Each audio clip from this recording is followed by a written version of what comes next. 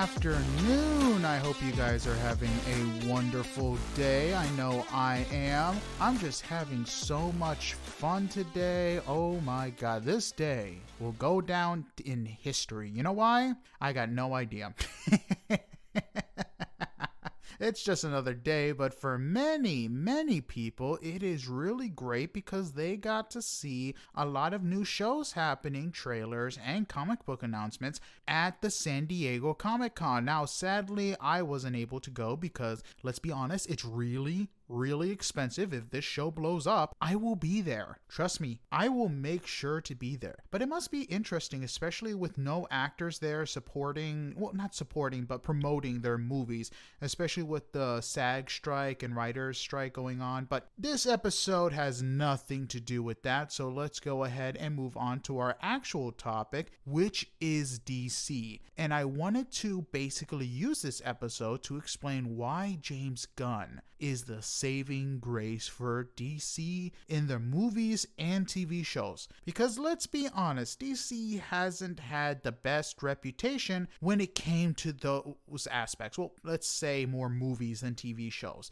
Their TV shows were awesome. Justice League Unlimited, Justice League Action, we're getting a new Batman series. So those stuff are fine. I'm just talking more about their films like Justice League, or more recently, The Flash, Shazam 2, Black Adam, which haven't really been big hits. And like I said, I want to explain why I think James Gunn is going to be their saving grace.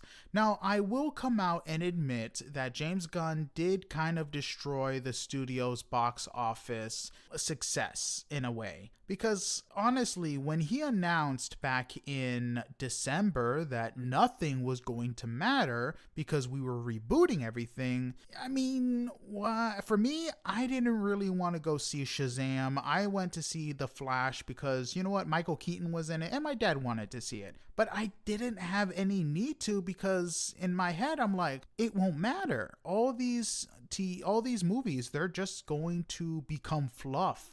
It's not going to connect to the new universe, or I thought that The Flash was going to somehow, but that didn't happen. And when basically you announce that a reboot was happening and none of the movies were going to connect, it kind of dampers any hope for people to come out and say, hey, I want to see Shazam 2 because they might make a sequel. And of course, there was rumors that Ezra Miller, despite all the things that he was accused of and getting arrested for, was still going to be attached to The Flash even after the new universe and all that stuff. But with The Flash kind of bombing, I really doubt that's going to happen. But anyway, I wanted to basically go back to the beginning. Not the beginning of the Snyderverse, I've already covered that, but beginning to why James Gunn was basically brought in to kind of save DC after they tried a different method. And for this beginning, I'm going back to Black Adam and how originally everything was going to stay the same, with Black Adam being kind of the main star of the DC universe, especially since Dwayne "The Rock" Johnson was calling all the shots. And he was basically calling all the shots. He said, hey, I don't want this person. And when I mean this person, he basically banned any of the Shazam characters from appearing in Black Adam. And none of the Black Adam characters, except for Jennifer Holland, just Jennifer Holland appeared in Shazam. I mean, he went out of his way to say, no, we're not doing anything with Shazam. I want this character to have its own thing. And the one thing he made sure was that Black Adam was not going to be the villain, that he was going to be some type of hero, because I guess Dwayne "The Rock" Johnson didn't want to be a villain, which makes no sense because Black Adam is Shazam's biggest villain. Only more recently, and I'm guessing it's because The Rock wanted him to be an anti-hero, in the comics, Black Adam is taking more of a heroic role. It's weird, but in the comic, it kind of makes sense because of his history, but again, in the movie, he should have started off as a villain, especially in Shazam too. But I guess it is what it is. But one thing that's even more interesting was the fact that Dwayne "The Rock" Johnson, in his contract, could not lose a fight. That's right, he couldn't lose a fight. So, I mean, he was going to win every fight he was going to be in. Sure, he might have gotten beaten up, but he was not going to lose. So, yeah, that was that. And again, Warner Brothers banked on his stardom to bring fans in, especially with them announcing that Henry Cavill was going to return as Superman. And at the end credits of Black Adam, they basically hinted on a clash between the two characters, which actually in retrospect would have been cool. But like I said before,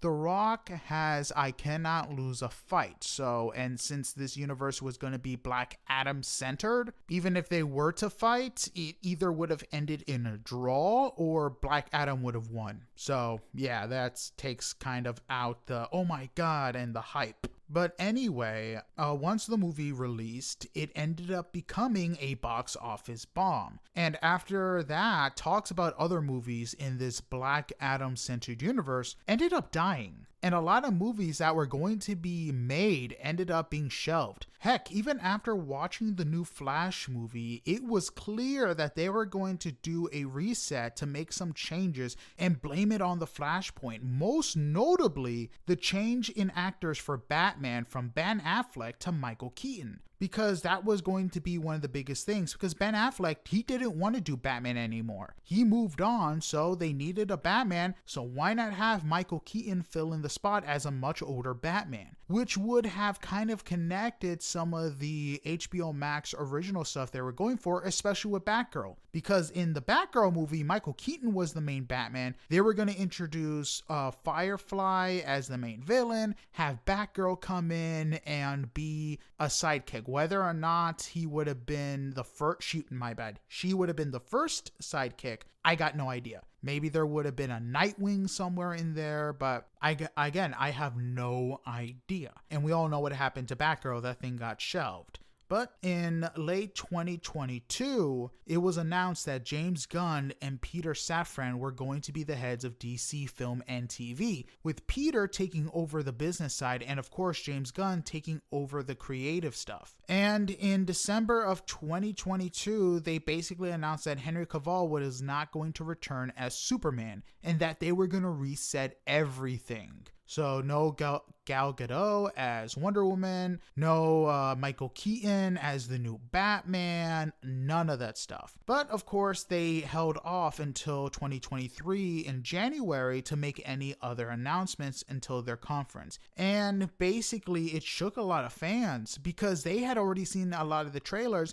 for the upcoming Flash movie. And Shazam, they were waiting to hear more on the Aquaman movie, especially after just a couple months before they said, hey, we're going to do a Henry Cavill versus Black Adam and all that stuff. And when the January conference came, we were told about the new lineup for DC, which included movies and TV shows that were all going to be connected, including the animated stuff, which was going to be interesting since that had never been done before. And we were going to be introduced to James Gunn's DC Universe, starting off with Superman, and it was going to be called Superman Legacy. Everyone was kind of excited because, one, James Gunn was going to write and direct this movie. And considering how well the Guardians of the Galaxy movie did, I'm super excited. Really excited. I mean, he brought so much emotion to the Guardians movie that I am looking forward to seeing that in freaking Superman, especially with Lex Luthor. And considering that he's still trying to pick a Lex Luthor, I'm hoping to God it's much better than Jesse Eisenberg. But anyway,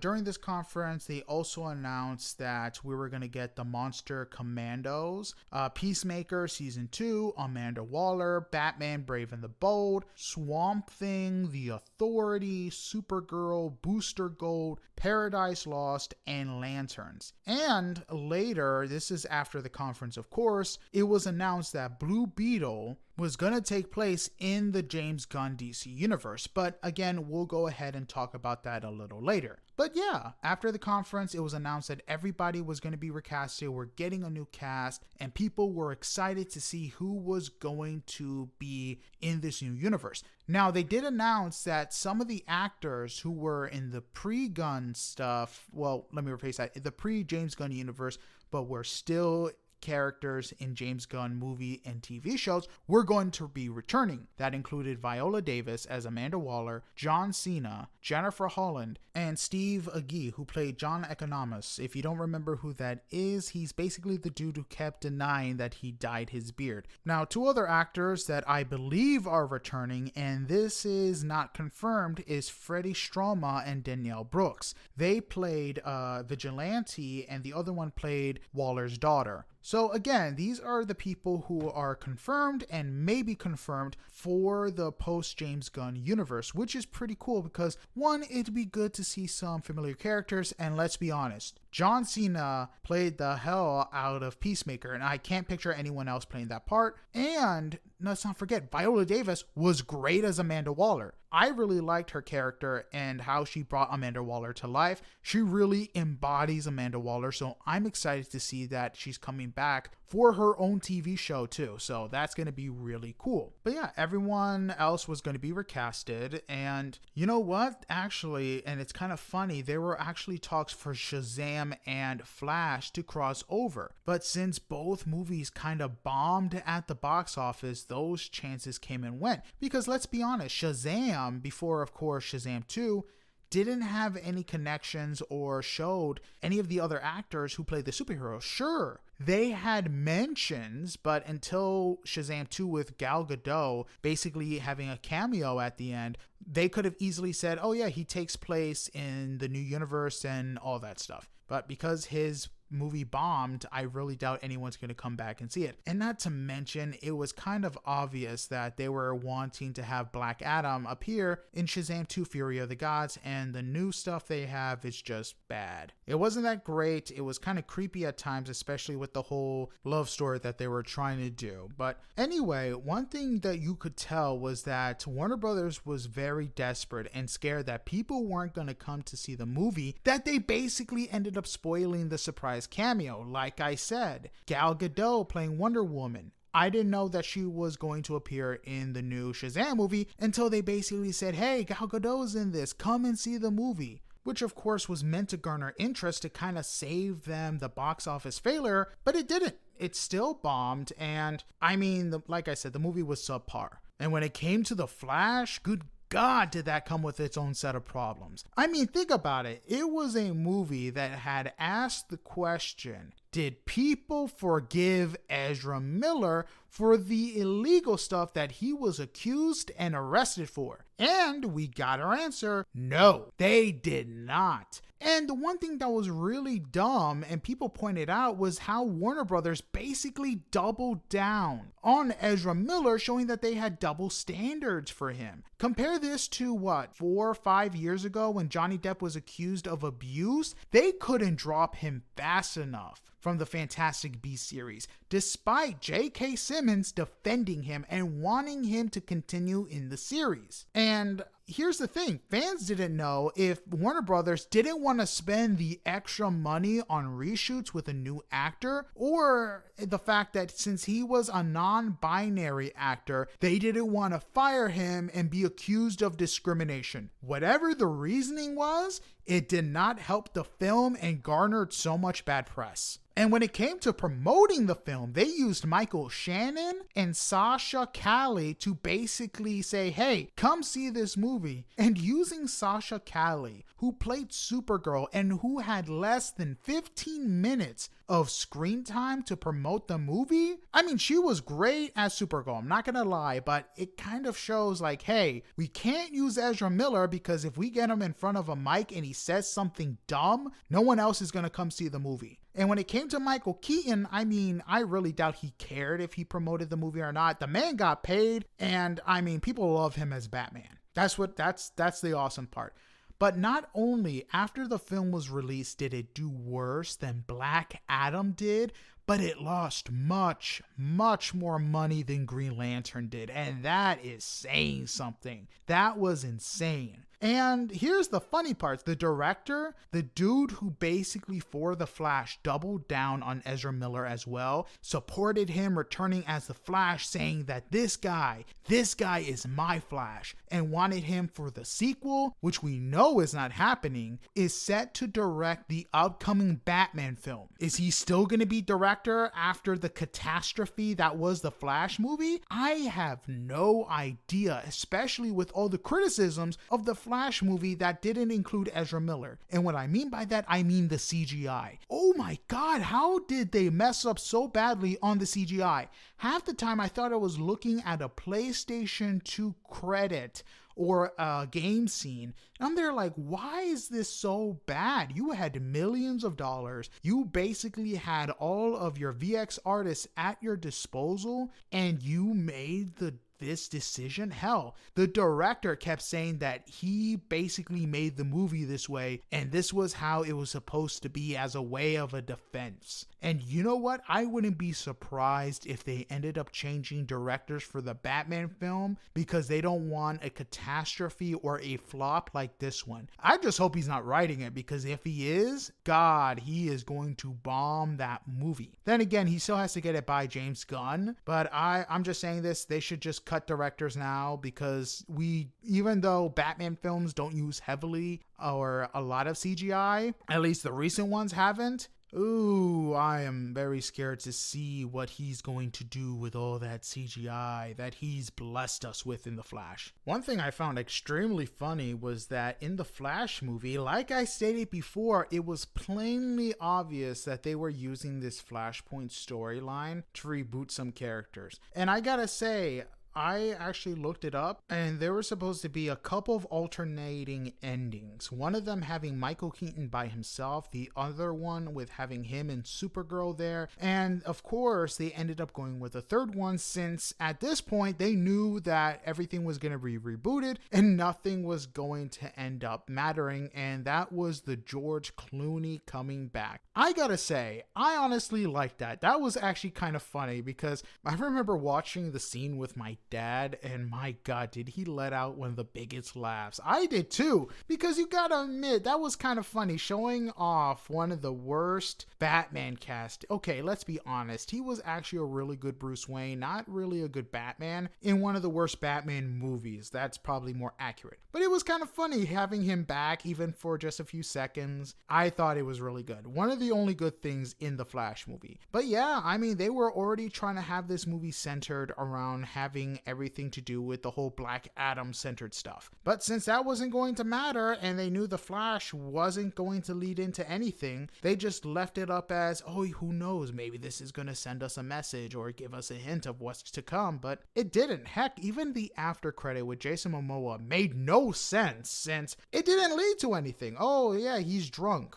Okay, was that supposed to mean anything to us? No idea. I honestly thought it might give us some hints into the new Aquaman movie, which they announced they had to go through a bunch of reshoots to take out Ben Affleck, because they didn't want to give us any hints on what's to come, since technically Aquaman is going to be the end of this whole Zack Snyder universe stuff, which is kind of sad, because I actually like Jason Momoa as Aquaman. But from my understanding, after he's done playing Aquaman, he's coming back as Lobo, which, again, that is amazing. I honestly think that he should have been Lobo in the first place, but to be fair, he did kind of bring life back into Aquaman, showing that he's not just a character to be made fun of, that he was actually a really cool character, and the way he portrayed him, I'll give him credit when credit is due. I look forward to whoever's going to play Aquaman, because they're going to have some pretty big shoes to fill. But like I said, after The Flash, DC and Warner Brothers were kind of in trouble, because they had 3 movies that had lost them millions of dollars. None of them were wins, all of them were duds, and that's where I think they had the idea for the upcoming Blue Beetle film, having it set in the new James Gunn universe. Because one, they knew that no one was going to go see Blue Beetle. Why should we? None of it's going to matter. If they have an end credit scene, Why should we be excited? Everything's going to be reset. So having Blue Beetle set in the new James Gunn universe is smart. Because in the trailer, sure, they brought up Batman. I'm guessing that Ted Kord was a character in this universe. But they don't have to show any of that. They could just make movie references, since in James Gunn's new DC universe, all the heroes have already been established. We're not getting another origin story. So they can make references without having us to show the characters. So I'm excited for that. And if anything, I'm super excited that a Latino lead might be the saving grace and be 2023's only DC film to make profit. You know why I say that? Because I do not know if the new Aquaman movie coming out in December is going to make a profit. I really don't. And another thing that's actually kind of funny is that this was going to be originally a Max film, HBO Max, now Max. But yeah, it was going to be a straight to streaming film, but got pushed to theaters. And I saw the trailer. It looks pretty cool. You know what they can do also? Make references to the Green Lantern, since we know the Lanterns TV show is going to be coming, and that we got a new casting for one of the biggest Green Lanterns in DC, and that was Nathan Fillion as Guy Gardner. So again, they can do a lot of stuff with Blue Beetle, since he kind of connects to the Green Lanterns and the space adventures. But one thing that was kind of interesting to see during all this failures was a lot of people going around blaming everything on James Gunn. Like I said, I admitted in the beginning that him telling fans that everything was going to be recasted, everything was going to get rebooted, kind of hurt the potential sales. But come on, let's be honest. Warner Brothers was already failing to begin with. If that was the case, blaming all of it on James Gunn, Black Adam would have done well. But it didn't. So blaming everything on James Gunn is insane. And you know who's doing it the most? Snyder fans. Oh my God, at this point, I'm calling them a cult, because they are so convinced that Netflix is going to be buying the rights to the Snyderverse to finish out what Zack Snyder started. It's beyond ridiculous, and they're taking every little thing he says and making posts saying, hey, look, he's giving us hints, he's being subtle about it. Like I said, at this point, it's a cult, because nobody else is going to believe that Zack Snyder is bringing the DC characters to Netflix. Warner Brothers isn't letting go of DC at all. The Snyderverse is dead. I'm sorry, but that's the cold hard truth. And you know what? The Snyderverse wasn't even that good to begin with. Batman vs. Superman was terrible. I have no idea where he was going with that at all. And basically making a 4-hour Justice League movie, while the Justice League movie was good, why the heck did you make it 4 hours, basically making each character have an origin story or showing, hey, this is what the character's all about? You know what you do? You have their movies come out first so people can understand them, not rush into it trying to catch up to Marvel. But anyway, like I said, the Snyderverse is dead, and it wasn't good to begin with. And as I stated previously, I'm excited for James Gunn and what he's going to bring to the table, because with Guardians of the Galaxy being a success and people loving it, especially with the raw emotion it brought, I'm happy to see that being displayed with Superman Legacy. And they announced the new cast members for Superman Legacy, which included David Cornsweet as Superman, Rachel Bronson, I think that's the pronunciation, as Lois Lane. Again, Nathan Fillion as Guy Gardner, which surprised me because I figured he was going to be Hal Jordan. But you know what? Guy Gardner, let's see it. I am wondering if he's going to rock the ginger bowl cut. If he is, oh, that's going to be funny. Anthony Carrigan as Metamorpho, which is really cool because he's a hero that really hasn't had a live action counterpart. And I'm a really big fan of Metamorpho. You can really do a lot. I'm probably going to butcher this guy's name. Eddie Dathaji as Mr. Terrific, which I'm super excited for because Mr. Terrific is such an awesome character. I hate what they did to him in basically the Arrowverse, making him a sidekick. Terrible things. But anyway, they have Isabella Marced as Hawkgirl. And I'm really excited because, one, we're having Lex Luthor, of course, as the main villain, but having all these heroes showing, hey, this world isn't empty. I don't know if they're going to be here for all of the movie, or they're just going to show up being, hey, these guys are on the screen, or Superman goes and talks to them, or even fights some of them. That would be kind of cool. And it would be a nice change of pace than doing an origin story, which we've seen. We've seen Superman's origin story 100 times. Whether that would have been in film, TV shows, or whatever. Let's just move on from the whole origin story. I'm just glad that the new Batman Brave and the Bold is going to be him being Batman for a set amount of years. We don't need to see the whole parents getting shot again. We really don't. But anyway, one thing I'm super excited about is that James Gunn is bringing obscure characters and putting them into the new DC universe. Like I said, Booster Gold as one of the new stuff coming out, I didn't expect that. When it came to Swamp Thing, I know a lot of people really love the TV show, me included. I wonder if he got inspiration from that. But the Creature Commandos, that one really surprised me, including the Authority. I didn't even know who the Authority was until I had to look them up. And when it came to the Creature Commandos, it was about the same. I wasn't familiar with them, but now that I had looked them up, I'm super excited about it. Because again, we're talking about James Gunn, the person who made Guardians of the Galaxy super popular. Because before the movie,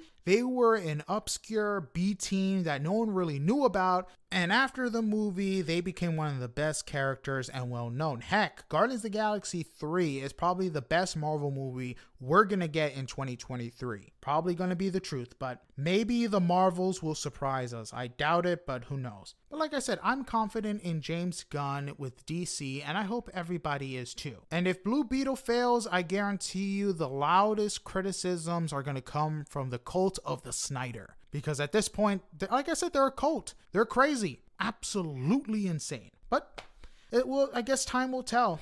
Hopefully Blue Beetle does good. Heck, maybe Aquaman will be good too and surprise everybody. I'm just hoping. And that's all I can do at this point. We're still a couple of months away. Or actually, no, we're at the end of July. What am I saying? We're basically a month away from Blue Beetle and about 6 months until... Oh, wow, I'm bad at math. 5 months until Aquaman 2. Hope it's good. We'll see what happens. But anyway, that's it for this episode. I really hope you guys enjoyed it as much as I did. And I hope you guys have a blessed day. Goodbye. See you later. Sayonara. Have a blessed one. Goodbye.